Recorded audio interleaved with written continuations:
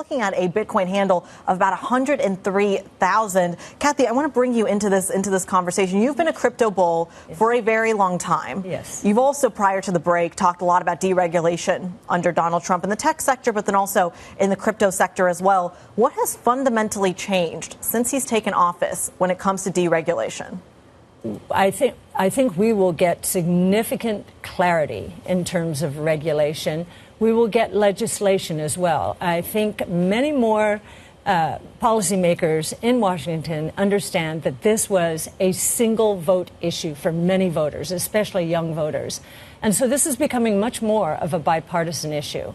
And of course, you have the executive branch also supporting it mightily, proposing that we include Bitcoin in Treasury Reserve. So you've got, I think we're going to have support of all three branches of government are going to be supportive, which is a big change. Well, it would be a big change. And I mean, are we really sure of that, I suppose, is the question, because Gary Gensler, the SEC, had a very different view of the risks and the retail investor protections that should be in place when it comes to crypto. There are surely a lot of people who still believe that's important. Well, I think he didn't understand that this is the next big wave of the Internet. This is the layer of the Internet that developers did not build in the early 90s because no one thought anyone would buy or use financial services on the Internet. I remember back then, no one was going to give their credit card to the Internet, right? This is the next big wave, and it's a huge efficiency move for the financial services sector. So in terms of Bitcoin specifically, it is really the leader in a new asset class. And we have a paper out on that. You can see the low correlations, which do define a new asset class. And it is a global monetary system. It's a very big idea. My professor, mentor, friend, Art Laffer, when he collaborated with us on our Bitcoin paper in 2015, he said, "This is what I've been waiting for since the U.S. closed the gold window in 1971. So he has been energized by this new movement towards a rules-based global monetary system. Do you think Trump's going to be on board with that? The president has indicated he's quite a big fan of the US dollar, and it sounds like what you're suggesting is a replacement for the US dollar. No, we actually think that that these two will coexist, and if anything, what we're seeing with the stablecoin movement, which is how people, is the on-ramp into decentralized financial services. They're all backed by Treasury securities, which de facto they're backed by the dollar. So we think that movement is gaining momentum here, especially now with the deregulation. You say they're rules-based, but then we see more coins coming all the time. So there might be restricted from supply. The president. Yeah, from the president and his wife. So I said Bitcoin was rules-based. 21 million units. And we're nearly at 20 million now. So that scarcity value will continue to support Bitcoin going forward. In a recent interview, Cathie Wood boldly reiterates her optimistic forecast that Bitcoin, the pioneering cryptocurrency, is on track to hit the staggering price of $1 million by 2030. This prediction, initially met with both skepticism and intrigue, comes at a time when Bitcoin has only recently breached significant price barriers and is poised to gain further momentum. Welcome back, everyone, to Investocracy Crypto. So you're talking about the stable coin kind of being backed by basically by the federal government. Why not just use the digital dollar and develop the digital dollar with that same appeal? So I live in Florida, and the governor of Florida, Governor DeSantis, has said he will never allow a central bank digital currency to be used in Florida. I think Texas has said the same thing. This is a states' rights issue, and it's all about privacy. Many people here in Europe don't think we care about privacy. On this one, on this score, we care about privacy. And this president very much supports that point of view. Well, you're talking then, wading back into the idea of regulation and cryptocurrency. A viewer is also kind of chiming into this conversation. Cryptocurrency has rallied so much on that speculative ability and being unregulated. But if you're talking about these almost caveats to stable coins or caveats to Bitcoin or caveats to other tokens that may be traded, doesn't that kind of eliminate the fundamental appeal of what has moved it to 103,000? So Bitcoin, I don't agree with that at all. I thought where you were going was all of these tokens being issued. We went through another period like this. It was 2017, and Bitcoin that year went from less than $1,000 to $20,000. That was the ICO boom, and most of those failed. So it's buyer beware. Yeah. Be careful. And that is why we need some regulation here, because it's out of control, as I think you would say. Bitcoin's a completely different animal, though. Completely different. Isn't Bitcoin just a correlated asset to tech? That's the lesson from yesterday. No, it isn't. Actually, it's part of the tech movement. The correlation on the numbers looks pretty convincing. It's part of the tech movement. But if you look at Bitcoin, it has served as both a risk-on asset, so that's tech, yes, but also a risk-off asset. When we went through the regional bank crisis in the U.S. in the spring of 23, Bitcoin took off. Why? Because there's no counterparty risk in Bitcoin. If big tech sells off, will crypto go down significantly? The correlations are there is a correlation, but it is not as high as, small cap equities to large cap equities. The more institutions get involved, the more correlations will go up. But right now, if you look at the statistics, the correlations in terms of returns and risk among these assets, very different. Cathie Wood roots her forecast in two fundamental principles: scarcity and rising demand. With the total lifetime supply of Bitcoin locked in at 21 million coins, of which 19.8 million are already circulating, it's rapidly becoming more scarce than gold. Institutional investors, previously skeptical, are now allocating significant parts of their portfolios to Bitcoin, thanks in part to the recent introduction of spot Bitcoin ETFs and Trump vowing to make the U.S. the capital of crypto. Okay, now let's talk pricing, or I shouldn't say pricing, but the price of Bitcoin. You and I have had conversations now over many years where you've talked about Bitcoin being worth something on the order of $500,000, literally in only a couple of years from now. Do you stand by that? How does this ETF change that, speed that up, slow it down? What do you think? Yes. So you'll find in our big ideas, so that's at arc-invest.com, the building blocks for our price forecast.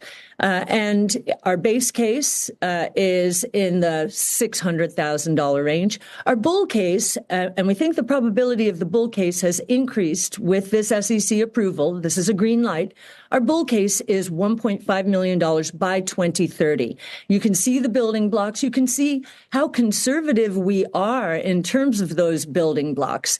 This is a big idea. It is the first global, decentralized, digital, rules-based, critical there, rules-based monetary system in history. It is a very big idea. And let me ask you the separate question, which is, do you believe that for it to get to those type of numbers, it has to become a currency, not just an asset? One of the things that Brian Armstrong was talking about is he thinks that this is just going to create a lot more interest in crypto across the board, and that is what's going to actually propel this and might even change the dynamic with which Bitcoin is being used, which is currently today as digital gold or something like that, but potentially actually could leapfrog into the currency that people have talked about for many years. Yes. Our first paper on this was in 2015. The white paper is still on our site. And we tried to figure out, could Bitcoin serve the three roles of money? Store of value, as you say, most people agree with that one. Means of exchange, unit of account. And the answer to that was yes. We put out a Bitcoin brainstorm with our partner Bitcoin Park in Nashville. And it examines the convergence of artificial intelligence and Bitcoin. And you'll hear his nickname's Roast Beef on that podcast talk about that convergence and how it's going to redefine the division of labor. It's probably going to put the gig economy on steroids. And it's starting already in the emerging markets, in Africa in particular. So it's very exciting. I don't think people understand how hard at work the developers around the world have been. Lightning Network is a big part of leveraging the base layer, Bitcoin. So we're very excited. We're so happy that ARKB is going to be part of the ecosystem. ARK Invest's analysis suggests that in a best-case scenario, their Bitcoin allocation could rise to 6.5%. But the intrigue doesn't stop there. As the saga unfolds, central banks are catching on to Bitcoin's allure. Wood notes a fascinating development. Several nation-states are contemplating holding Bitcoin as a strategic reserve asset. Notably, U.S. states like Texas, Florida, and Pennsylvania are making headlines with their ambitious plans to form strategic Bitcoin reserves, setting a precedent that could fuel further government interest globally. But before going any further, if you made it this far into the video, thank you. These videos take a lot of effort and time to make, so if you enjoyed them, please hit the like button and subscribe to the channel. This goes a long way in helping us grow. That said, back to the video. Yes, I do think that in June, when BlackRock announced its filing, or when it was announced that BlackRock had filed for a Bitcoin ETF, the Bitcoin price did shoot up, but has been fairly stable since then.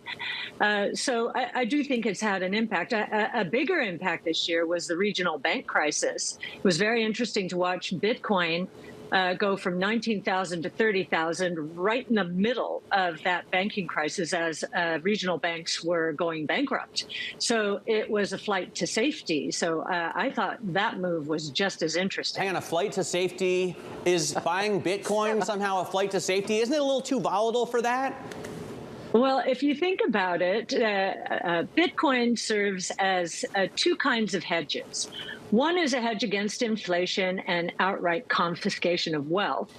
The other is against counterparty risk. And, when the regional banks started going down, this fear sort of, our memories are fresh with 08, 09, the counterparty risk became real. And so there was this flight into Bitcoin, a completely decentralized, transparent network, which is not subject to counterparty risk. Cathie, so you are in this race. Let's talk about the race a little bit. The first important deadline coming up is August 13th, where the ARK filing, the SEC is either going to delay it, which we think they'll probably delay it, and then BlackRock is later. You filed before BlackRock, but BlackRock came in with the surveillance sharing agreement with Coinbase. That was novel, right? Now we're looking in the future, there's talk of a common clock where the SEC could approve a bunch of ETFs at once, putting you on a level playing field with BlackRock and others. What's your take on how this will play out, given you filed earlier? I think you're probably right that August 13th will come and go, and I think the SEC, if it's going to approve a Bitcoin ETF, will approve more than one at once. So then, again, because most of these essentially will be the same, and it will come down to marketing, communicating the message. We've been putting out our Bitcoin monthly for the last year. We are now starting a Bitcoin brainstorming session. Our first one we launched last Thursday. So we're trying to get the word out there that our research is deep. And we've been doing it since 2015 when we gained our first exposure to GBTC. We were the first public asset manager to gain exposure to Bitcoin at all in 2015. As the digital tide turns, Cathie Wood's $1 million Bitcoin prediction by 2030 is a clarion call for investors. With the current implementation of Bitcoin ETFs acting as a catalyst for institutional investments, coupled with active interest from governments, the ambition of Bitcoin reaching unparalleled market cap highs seems more plausible. But what's your take on all of this? Share your thoughts. And finally, if you would like to know more about cryptocurrencies or specifically Bitcoin, go ahead and click on the next video on your screen. See you there.